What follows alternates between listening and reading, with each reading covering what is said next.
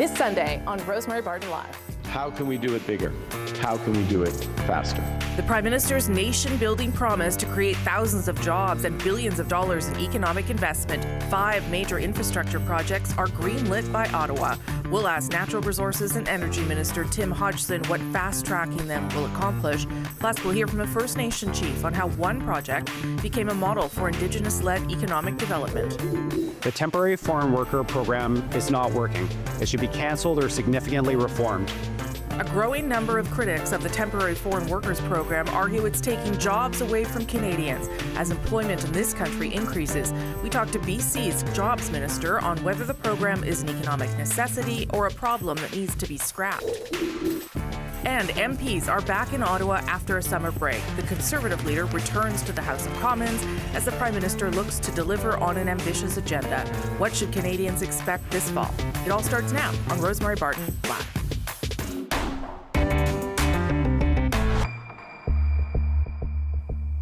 Thanks so much for joining us on this Sunday. The first 5 nation-building projects have been fast-tracked for approval by the federal government. These are projects deemed to be of national interest, aimed at boosting Canada's economy, creating jobs, reducing reliance on the United States. And they will go through now streamlined regulations to try to get them operating more quickly. Prime Minister Mark Carney says the projects will add $60 billion to the Canadian economy. Those 5 projects include Phase 2 of the LNG Canada facility in Kitimat, British Columbia, that will double Canada's production of liquefied natural gas. The Darlington new nuclear project in Bowmanville, Ontario, will produce small nuclear reactors, making Canada the first G7 country to do so. It is also greenlit. In Quebec, the Contrecoeur Terminal Container Project will expand the Port of Montreal's capacity by 60%. The McIlvena Bay Foran Mine in Saskatchewan. This mine will supply copper and zinc for Canada's critical mineral and clean energy supply. And finally, the Prime Minister says the major expansion of Red Chris Mine in northwest BC will increase Canada's annual copper production by over 15% and reduce greenhouse gas emissions by over 70% when up and running. Tim Hodgson is the Minister of Energy and Natural Resources. Nice to see you, Minister. Nice to see you, Rosemary. Of these 5 projects that were first announced, there's another list of different projects at a different phase, and of course a growing list going forward.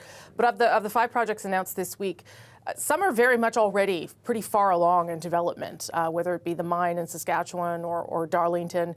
So what exactly is the government doing for those projects, given how far they are in terms of development already? Well, let me use an analogy. I'm in our hometown of Winnipeg. I'm a Bomber fan. So let me use a football analogy. The teams that go to the Grey Cup and the teams that win the Grey Cup are the teams that execute in the red zone. The teams that get down to 10 or 15 yards away from putting the ball in the end zone and scoring the winning touchdown, you got to execute and punch the ball into the end zone. I would describe these 5 projects as being down in the red zone. In my experience, having built many, many projects, this is where proponents can stumble. This is where things can go wrong. This is where you could get intercepted, you could fumble. The Major Projects Office is there to help make sure each one of these proponents punches the ball into the end zone, scores a touchdown, and builds for Canada. Fair enough, but the opposition leader says that the government is really just taking credit for projects that were already happening. There's something to that you've chosen 5 projects that are almost complete already. Well, I think the Prime Minister called them near-term projects for a reason. I'll make the observation that every one of the proponents seems to be very pleased that they're on the list. I would make the observation that whether it is a Conservative premier in a province or an NDP premier in a province, they seem to be very pleased that we are doing what we said we would do. We are executing on our promise. And you know, I'm sorry that some people who've never built anything before don't understand the importance of executing and punching the ball into the end zone. But this is a really critical time for all of these 5 projects. We are doing what we need to do, and we're pretty proud of what we've done. Under what circumstance moving forward would the federal government decide that taxpayer dollars need to be used to get these projects finished or to get them started? So what the Prime Minister has said, and he's been very clear about this, is the goal here is through this program, through this series of waves or tranches, as he's called them, whether it's the first tranche that we've just announced, or whether he's talked about a second tranche by Grey Cup Day, a third tranche by Stanley Cup Day, a fourth tranche by World Cup Day. The goal is to attract private sector capital into the Canadian economy. He has put a target of attracting $500 billion into the Canadian economy at a time where we need to get building. If we do that, we are generating great paying jobs for Canadians. We're generating revenues for stretched provincial, territorial, and federal budgets. That's what we need to do. Yeah, but Minister, sometimes, Minister, sometimes in order to attract private capital, as you well know, governments have to spend a little bit too. And that might in fact be the case, particularly in the north, where things are very costly, and that might worry companies. Absolutely, and that's the whole point of what we are doing, and the Prime Minister has been clear. There are 2 parts to what the Major Projects Office does. It assists and helps on the regulatory framework and delivering clarity on the regulatory framework. The second part is to use all of the different tools of the federal government to make the financing of these projects as attractive as possible. We are in a world competition for capital. Investors and proponents can invest their capital anywhere they want in the world. And so what we're doing in the Major Projects Office is making sure we're doing the right mix of different financing tools to make sure these projects get punched in the end zone. And the goal is to have many multiples of private sector capital come for any dollar that gets spent of a taxpayer's money. Our goal is to be as efficient as we possibly can in attracting that $500 billion so Canadians get to work, so that we have the money to pay for our health care. That's what we're doing right now. Is the government going to move forward with its cap on emissions? You've said you're negotiating something with Alberta and the industry. Is the negotiation to get rid of the cap, and they have to commit to eliminating or limiting greenhouse gas emissions in a different way? Thanks for the question. We've talked about this before. I've been in business for a long time, negotiated many deals. I've never found it constructive to negotiate with a counterparty through the media. Okay, that's fine. We won't negotiate, but can you at least confirm that the emissions cap is no longer necessarily going ahead? Of course, I can't confirm that. That we're in a negotiation. We are working hard with our friends in the different provincial governments and with industry. Here's what we agree on. What the federal government agrees on, what the Alberta government agrees on, and what the industry agrees on is if we can get pathways built, we will do something no other industry, no other oil industry in the world has done. It would be significantly reduce the carbon footprint of our entire industry. Right. That is a win for Canadians. That is something that the federal government is working to make happen. That is something the Alberta government is working to make happen. That's something industry is working to make happen. So let me ask you this then. Do you think a cap on emissions makes sense? Do you see why it was previously, under the previous government, put forward? I wasn't here for the previous government, and I'm not asking you to respond to the previous government. I'm asking you whether you think a cap on emissions makes sense. I am focused on results, not how one gets there. That's what I will do. That's what the Prime Minister has said. We're in the middle of discussions. We will work to get to the right endpoint. The right endpoint is getting pathways built, reducing the carbon intensity of our oil industry. And what the Prime Minister has said is if we get that done, we are open to working with potential proponents on a pipeline. The government, the Prime Minister, keeps talking about climate competitiveness, sort of things that I don't think I fully understand at this stage, because there's strategies that will come later. Does this mean that Ottawa is taking a different approach to fighting climate change, that we're trying to find the best path forward as opposed to hitting necessary targets? So the Prime Minister and Minister de Bruzen are leading this discussion. Their goal is clear. It's the same goal that Alberta has. It's the same goal industry has, which is to get to net zero. We are working on how we do that. We care about the result. The result is to get to net zero. Everybody shares that long-term goal.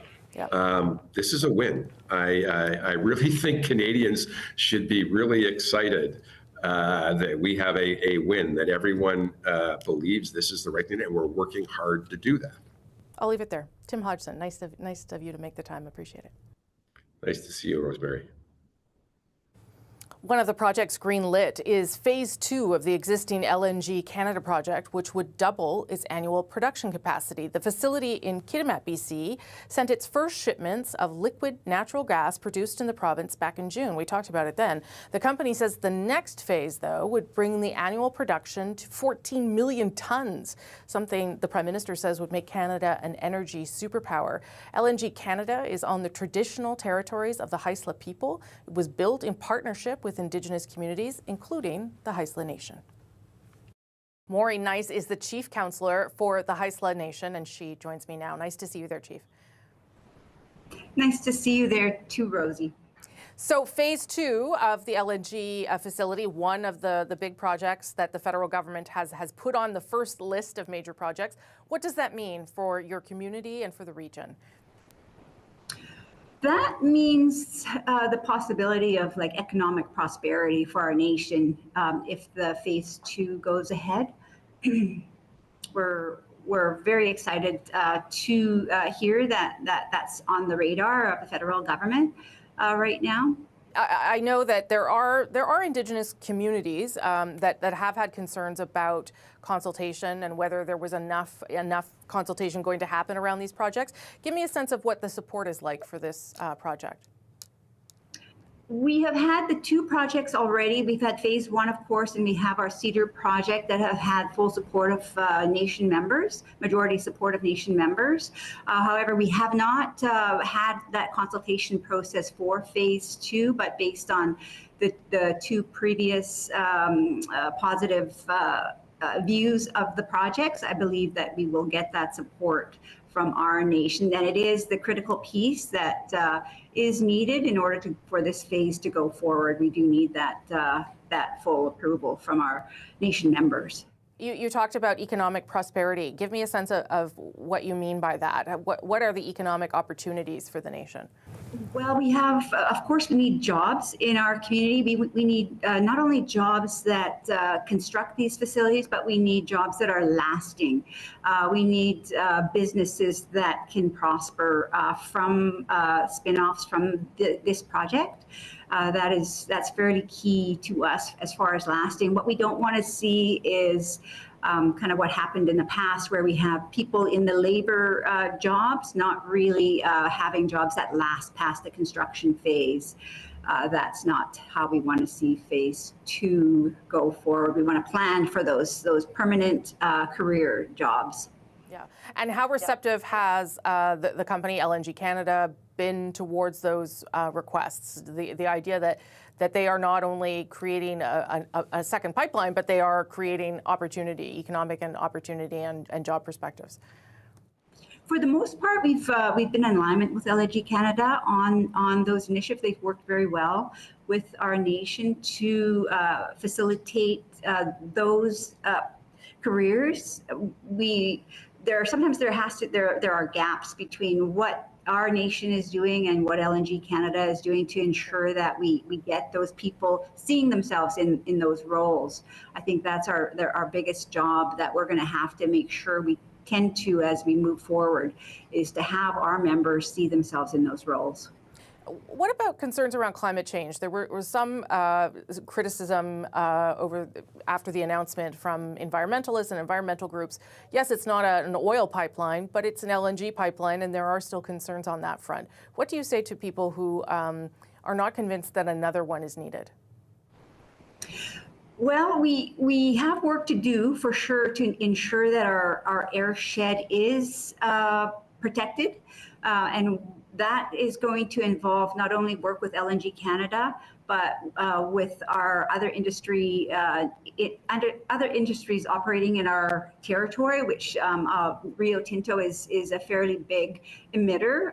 So what we're going to have to do is try to find ways to mitigate that, and have them take that, do a bit more work on their contribution to our airshed quality.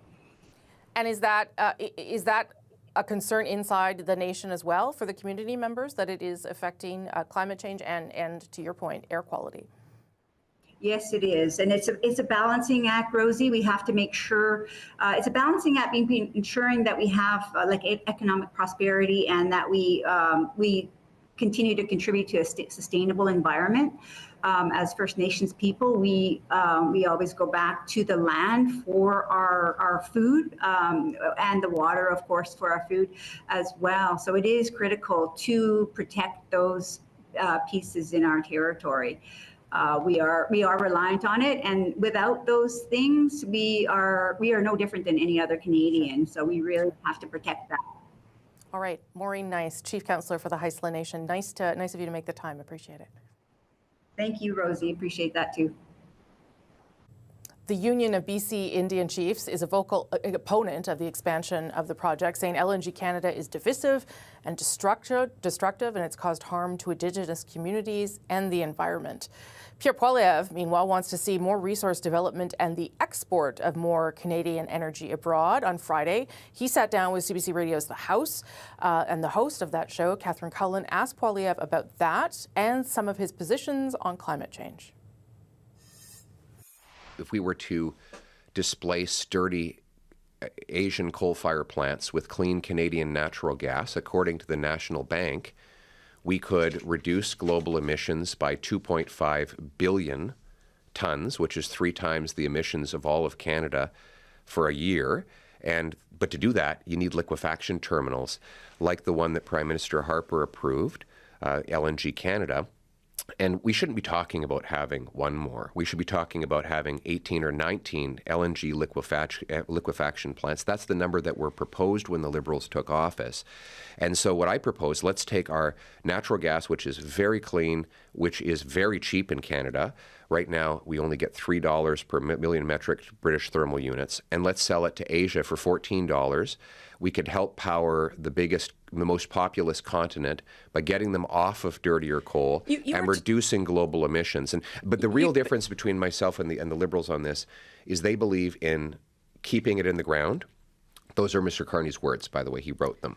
We can debate whether he's flip-flopped on that as well, or the conservative approach, which is let's use our energy to grow the paychecks of our people and protect the environment. They believe in energy poverty.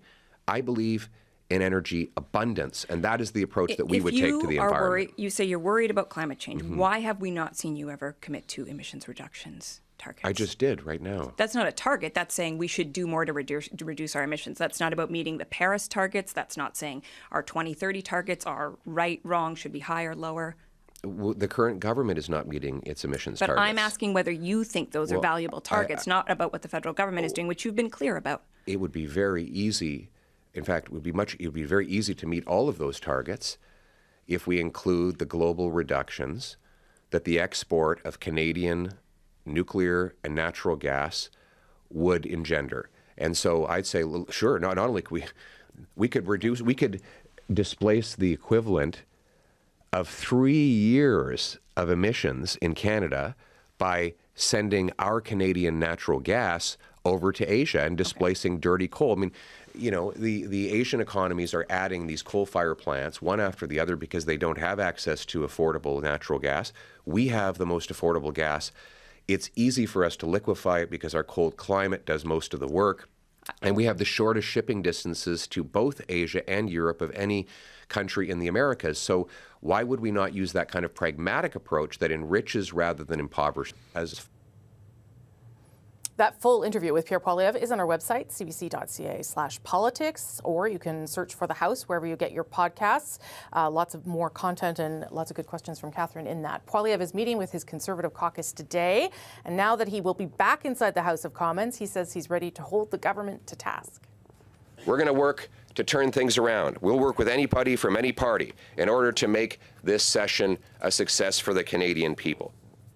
The Liberals say they've got a long list of goals they want to achieve in this fall sitting. Our Sunday Scrum will be here on what they'll be watching for as MPs get back to work in Ottawa tomorrow. But first, We can't have an immigration system that fills up our homeless shelters and our food banks. BC Premier David Eby joining a growing chorus of politicians who are calling for the end of Canada's temporary foreign worker program. That province's job minister is here next as criticism mounts over the program. We're back in 2 minutes.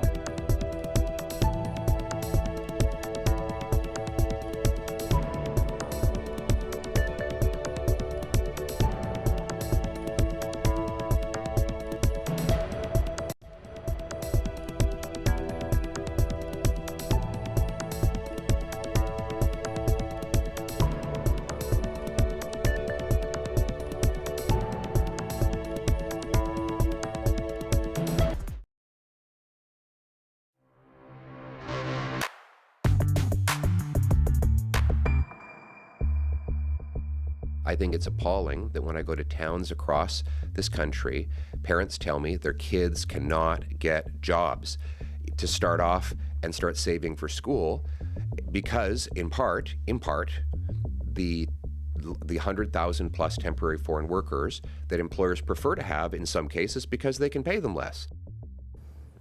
Conservative leader there, Pierre Poilievre, criticizing the temporary foreign workers program. As you heard, he says it makes it harder for young Canadians to find jobs. That's part of the issue. Federal Conservatives and now the BC Premier, a new Democrat, David Eby, both have concerns about the program, want it reformed or shut down. I'm joined now by BC's Minister of Jobs and Economic Growth, Ravi Kahlon. Thank you. Nice to see you, Minister. Yeah, nice to see you again, Rosemary. Thanks for having me. Yeah, I want to talk about both that issue and some of the major projects, because you got two in that announcement on Friday. But let's start with the Temporary Foreign Workers Program. Your boss, the Premier, says it should be shut down or reformed. What are the concerns that your government has about the program? Well, we need reform. We've been advocating for actually years that the federal government work with the provinces, not only in the temporary foreign program, but just rethinking our immigration system. 2023, I became the Minister of Housing. Before this role, I wrote an op-ed urging the federal government to tie immigration to housing starts. And not because we don't want immigration. We need immigration. We're supportive of it. But if you don't align the things that we need in our communities to support immigration, it creates challenges, not only for people living here, but it's also not fair to newcomers that we welcome to this country. You can't say, come to British Columbia, and by the way, we have no housing, and there's all these other challenges that we are dealing with at the same time. So what Premier Eby is expressing is what we hear from people in our community, and also what we see in the challenges of how the temporary foreign worker program, LMI labor market assessment programs are working, and then the lack of opportunity for provinces to have a say in the provincial nominee program, which the federal government cut in half in the last year. So there's a lot of issues there. We need to figure it out. Yeah, I would say the previous Liberal government did sort of put the brakes on the immigration numbers, to your point, because it had increased substantially since COVID, and there was a recognition that they needed to make some changes. There are other factors, of course, though, dealing with unemployment, right? The tariff war is one of them. Wages are another. And as you know, there are businesses who really like this program, who think that it makes sense for them. What do you say to them, and how they would find people to take these jobs that, maybe young Canadians don't actually want? Well, there are needs for the program in some places. We have some rural communities who have a hard time attracting the workforce. We have, of course, in the agriculture sector, there's a need. But we also see a lot of job postings where postings are $32 an hour, just enough to get into labor market assessment. They say nobody applies, and then they're bringing in folks. And we've seen, Rosemary, a lot of fraud. The amount of cases I see people coming to my office crying because they've paid $30,000, $40,000, sometimes $50,000 in their country to an agent to come here and have their employment opportunity, have an immigration process where they can come to Canada, and then having their wages taken back from them when they come here and work. It just needs to be reformed. And what it does is it undermines not only people's confidence in our system, but it also undermines wages of people that are working here. And that is a thing we have to address. The problem, as Premier Eby has laid out, is not the people that are coming. That needs to be clear. The problem is the system that's exploiting people. Yeah. Okay, I want to turn to talk about a couple of these projects that got a green light from the government on Friday. Two of them, the LNG project, which we were just talking about before the break, and the Red Chris mine expansion in BC. Tell me what that means for the province, because, I think I was asking Minister Hodgson, these are projects that were pretty far along, maybe need some further capital investment. So what does this change, the fact that the federal government has pointed to them? Well, it's nice to see the federal government recognize that BC is going to be likely the engine of economic growth for the country. We've got 40% of the projects on their first list are in British Columbia. One of those projects was on our 18 projects that we're prioritizing here in British Columbia. Having the federal government's vote of confidence, acknowledging that they're going to help prioritize and move things forward, it gives proponents confidence when they make their final investment decisions to know that not only do they have a provincial partner, but they have a federal partner wanting to fast track that. Now, we have 18 projects. We have sent a very large list to the federal government, and the projects that we're proposing are not made up. They're not something that we may do in the future. All of them are projects we've been working with First Nations, with local communities on, developing over years. So we're ready to go, and we would like to see more projects in British Columbia get on that list so we can continue to see the growth that we want to see. I'm going to suggest that you were inferring by the made-up projects the idea of an oil pipeline, which, of course, Premier Smith still wants. And to be clear, the federal government is not opposed to entirely, but says there, as we all know, there's no proponent. There's no one saying, great, let's build this oil pipeline. Well, I would say that projects that are successful are the ones where you're having tough conversations with our First Nations partners, with community, and it's not going to be done in a handshake agreement in a closed room door. It's going to require building those relationships and having those conversations. And our position on the pipeline is, first off, there's no proponent. But second, if we want to increase capacity, we have a pipeline that the taxpayers of Canada paid for that is running at 70%. If we want to do something immediately, let's focus on that pipeline. Let's do the dredging so that our boats are not leaving at 70% capacity. And that could be online by 2027. And so those are real projects that we believe we should be focusing on, and certainly hoping the federal government agrees. BC Minister of Jobs and Economic Growth, Ravi Kahlon, thank you. Nice of you to get up early this morning for me. I appreciate it very much, sir. Anytime, Rosemary. Thanks for having me. Okay, thanks. We're just hours away from the House of Commons returning tomorrow. I'm sure you've all got clocks ticking in your homes. What priorities will each leader bring? How might their agenda shape the debates as Pierre Poilievre and Mark Carney face off for the first time in question period? Our Sunday Scrum is standing by. You're watching Rosemary Barton live.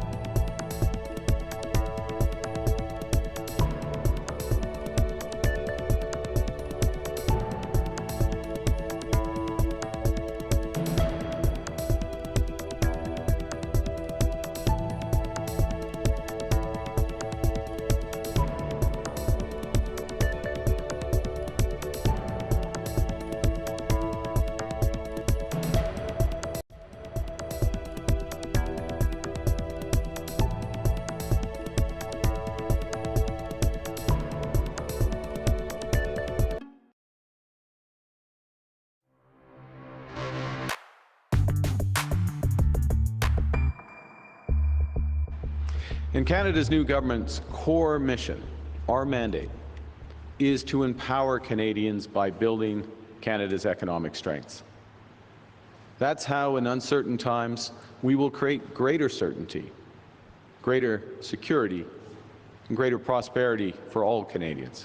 Congratulations on your first fall session. All of you decided to come directly here. I took a more scenic route through eastern Alberta and enjoyed every minute of it, but it is great to be back on the job on Parliament Hill, doing the job that Canadians need done. House of Commons gets back to work, or parliamentary work. They do other jobs, other things through the summer. With Prime Minister Carney and Pierre Poilievre back in the chamber, what priorities will each party push? What should we be looking for in the weeks ahead? Let's bring back our Sunday Scrum. Tonda McCharles is the Ottawa Bureau Chief for the Toronto Star. Emily Nicolas is a columnist for Le Devoir in Montreal. And Rob Shaw is a political correspondent for Czech News, and he joins us from Victoria. Rob, I said I'd start with you, and I keep my word. And I'd be interested in what you're thinking, because you're out there, and you know, we have this little bubble around us, Tonda and I. What are you going to be watching for in terms of the dynamics in the House? Do you think that they will shift in any marked way now that Pierre Poilievre will be back in there?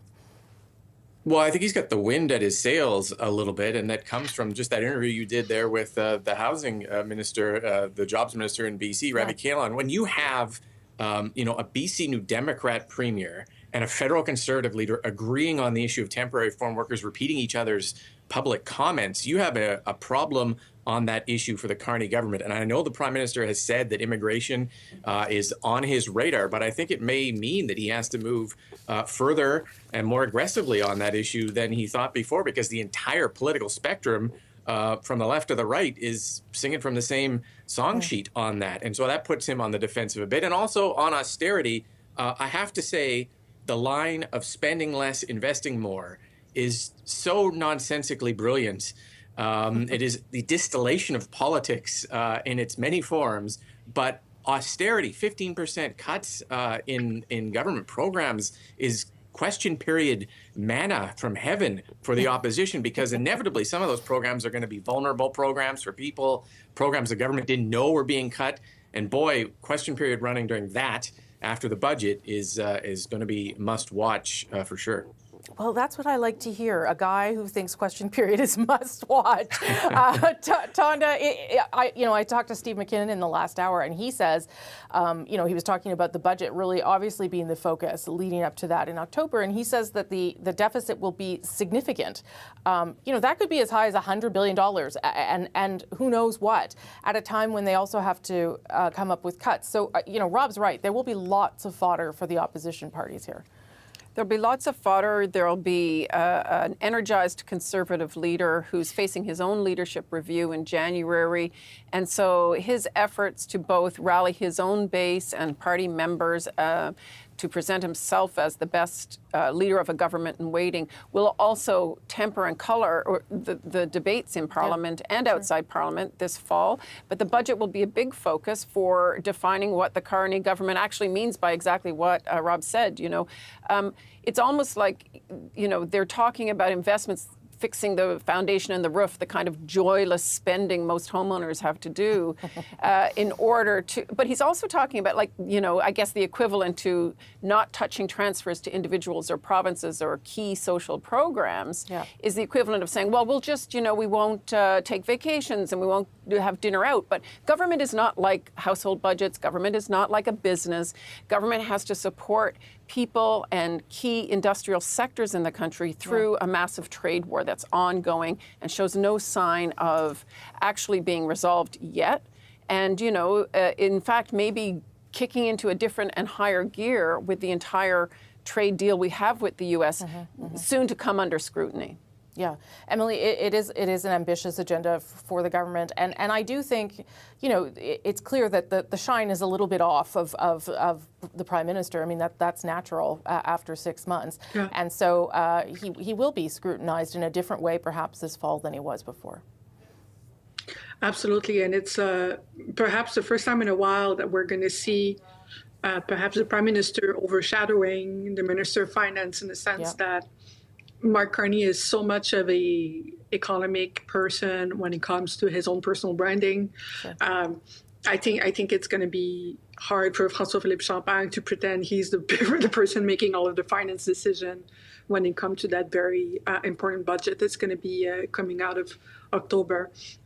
Just like everyone else, I will be watching for criticism of Mark Carney coming from both the right and the left when it comes to that tightrope is going to be walking on budget. But just like in last conversation, we were talking about concerns of whether or not where the issues are, where Mark Carney stands, in terms of climate change. I think one of the things I will be watching for in this budget is everything that has to do with equity programs, so-called EDI, things that have been fought for in the last decade in Canada that are being completely destroyed in the United States, and that Pierre Poilievre wanted to have destroyed in Canada as well. I think those are going to be a really good political indicators of where we actually stand in Canada in terms of political ideas. For sure. When we talk about spending less and investing more, what does that mean? And where do people who've been fighting for equity for more vulnerable groups and the role of the federal government there, where we're going to stand in October, that's something I'm watching for. Rob, let me go back to just what will happen in question period. You know, I don't expect a different Pierre Poilievre tomorrow, and I wonder if that's okay, if we will see a shift in his approach in terms of how hard he goes after the government. You know, he put out this letter saying, listen, our job as His Majesty's loyal opposition is to hold them to account. That's what our job is. We're happy to work with them when we can, but that is our job. So I wonder whether you expect anything different in terms of tone. It's hard to change the tone of question period. And, you know, you did see Mr. Poilievre in that interview that you aired earlier talk about, you know, supporting government in some areas where it might agree. You're not going to hear that in question period. That'll be off in some third vote, you know, on a bill somewhere else. Question period tone will remain the same. And, you know, I'm not sure if Canadians expect it to be any different because they probably don't watch it, to be honest with you. But there are areas where Poilievre can go very, very aggressive. And I think law and order and crime continues to be one where the Prime Minister is on the defensive. Bail reform, like I know government has said it intends to bring in bail reform. He tried to press the government House leader, but that is a huge issue out here. Ottawa has tried twice to do it. If you need an advanced PhD in law to understand this bail reform, if it does not meet the moment of frustration on prolific offenders, then the government's going to get savaged on that in question period and everywhere else. So the steps, the boldness of the government, I think, is going to dictate the ability of the opposition in question period to really kind of go at them. Only 30 seconds for Tonda and Emily. Go ahead, Tonda. Yeah. I was just going to say there are also, you know, other factors that will influence how debates unfold and the tone of politics, and that is how the immigration debate is handled by all parties. And then there's also the looming sort of Quebec election year, if I will. Next year, an election expected at some point, maybe sooner than later. And so how the sovereignty issue plays out in Parliament is something I'm also watching. Emily, last 30 to you. The issue of question period is great. However, for me, the most important thing to watch will be what's happening in informal relationship between MPs. Last fall, the Conservatives were not even allowed to speak to the Liberals, even informally. Will they be able to speak this time around? Will parliamentary commissions will be able to be something else than just clips? And so that's what I want to know in terms of how many bills can be adopted. That's something we can measure. And also, if there is this will for collaboration from the Conservatives, does it mean that people are actually on speaking terms in the House of Commons? Something I want to know. Tonda McCharles, Emily Nicolas, Rob Shaw, thank you for joining us. Hope you'll come back. Thank you all very much for giving me some of your Sunday. I appreciate it. The United States is still processing the death of conservative activist and commentator Charlie Kirk at a Utah University campus last week, a killing that could make America even more polarized. We can always point the finger at the other side. And at some point, we have to find an off-ramp, or it's going to get much, much worse. Political violence on the rise in America. What is driving it, and can anything be done to stop it? You're watching Rosemary Barton Live.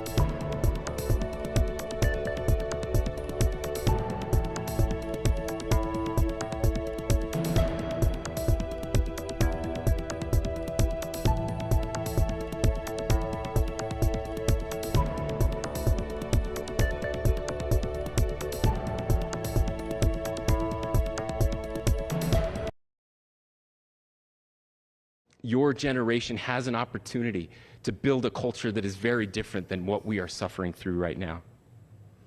Not by pretending differences don't matter, but by embracing our differences and having those hard conversations. That was Utah's Governor Spencer Cox making an impassioned plea about polarization in U.S. politics. He's been talking a lot about it over the past number of days, calling on young Americans to chart a new path forward rather than turning to violence. Across the political spectrum, there are calls to lower the temperature following the shooting death of conservative activist Charlie Kirk. His killing rocked a nation that has seen instances of political violence grow in recent years. David Graham is a staff writer at The Atlantic and author of The Project, How Project 2025 is Reshaping America. Nice of you to make the time, David. Of course. You obviously pay a lot of attention to how the political dialogue and discourse is changing in the United States. I wonder what this killing, this assassination tells you about that dialogue. You know, in some ways, this is a continuation of what we've been seeing. The conversation in the U.S. has been very tense and often tinged with violent rhetoric, and there have been many acts of violence. So in that sense, it's a continuation. But to see somebody who is so prominent killed, you know, in front of cameras in broad daylight like this, I think does feel like it ratchets things up and makes things scarier and more violent than they've been even. Yeah, and the fact that Kirk himself was obviously very committed to free speech and an open exchange of ideas. You know, you might have questioned some of his ideas, but he was trying to get people, I think, to engage in a conversation. Yeah, I mean, the idea of going out to places and talking to audiences who didn't agree with him and arguing with them, involving a debate, was very much part of his persona. You know, he started on college campuses and he continued to visit college campuses where he would try to spread his ideas. And I think his ability to win over a lot of people, including younger voters, has been important to the MAGA movement and was important to Donald Trump's success in 2024. For sure. The response to this has been interesting as well, because obviously both sides are kind of using it to advance political arguments. Donald Trump, for instance, saying that the radicals on the left are the problem, but there are Democrats saying things to contribute to their political arguments as well, around gun control, for instance. What should we interpret around that even something like this can't get people to down tools for a moment? I mean, I think that we have had so much practice on this in this country. We've had so many other instances. And, you know, the idea of sort of having a ceasefire, so to speak, after one of these, to where people don't engage in politics, I think has been left behind. Everybody is very quick to politics. And we saw, especially I'd say from the right, accusations that this was the doing of the left and that indeed the entire left was guilty before we had any idea who the suspect was or really what had happened. How much of the conversation, if any, in the United States should be around the availability of firearms? As you know, very different set of circumstances in Canada. We don't see mass shootings and killings in this way. And I would imagine that is because, to some extent, availability and gun control. Does the conversation ever get to that when these kinds of things happen? You know, the conversation gets there, and I think it's a really important factor.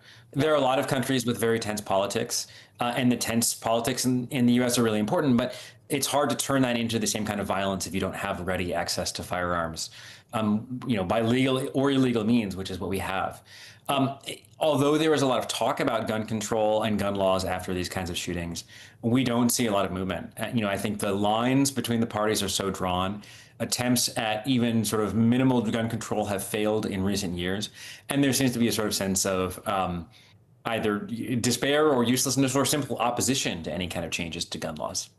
Yeah, Canada, as you know, doesn't really have the same level of polarization, in part because there's more parties, and I don't know, maybe culturally it's just not quite at that level. I wonder whether you think there's a lesson for Canada in the way this week has unfolded, because some of it is obviously, you know, coming through the border. Some of it is affecting and tainting Canadian politics and discourse. I think a lot of it is about how you get to this point. What we have done in the United States to allow our politics to get to this point where, force is seen as the only effective means by some young people, that, they're not making any change through politics. So I think that sense that politics is pointless is really dangerous. I think the sense that violence is okay is dangerous. And I think when we have leaders who are willing to encourage violent rhetoric, that's something that scholars tell us is really important to whether or not people are actually go into violence. Whether they're supportive is one thing, but to actually take action really depends a lot on what leaders say. So I think all of those are really important for countries that want to avoid the same kind of predicament. And of course, avoiding the sort of easy access to guns makes a big difference too. So does anything change in the United States after this?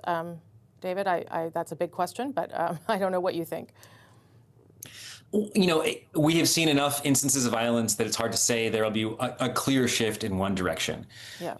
One thing that we tend to see in moments of sort of waves of political violence is that the government sort of cracks down. We see fewer civil liberties. We see pushback on some ability to do things. And I don't know what that might look like, but we have in Donald Trump a president who's already criticized some civil liberties and wanted to push back on those. So I would expect we'll see more of that. And we see lots of Republicans saying that we should be banning anyone who celebrates this killing from social media, that we should be cracking down on the left as a whole. And that's the ruling party with a great deal of power. So we may see something along those lines. But that in itself feeds into the whole problem, doesn't it? That you are shutting down a conversation around something as a way of trying to stifle conversation, I guess. Exactly. I think it's a little bit of an ironic response to Charlie Kirk's death. On the one hand, we have people praising him for his willingness to engage. On the other hand, we have some of the same people saying we need to shut down speech.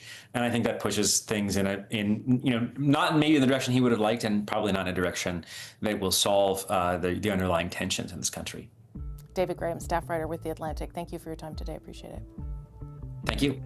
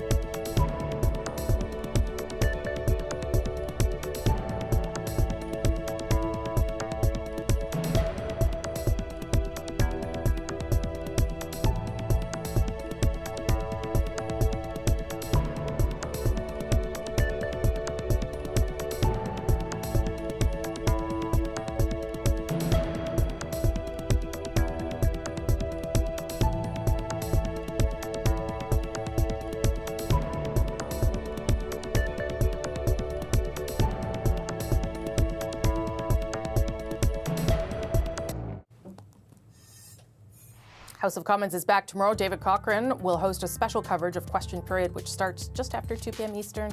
I'll be there too. Have a good rest of your Sunday. See you tomorrow.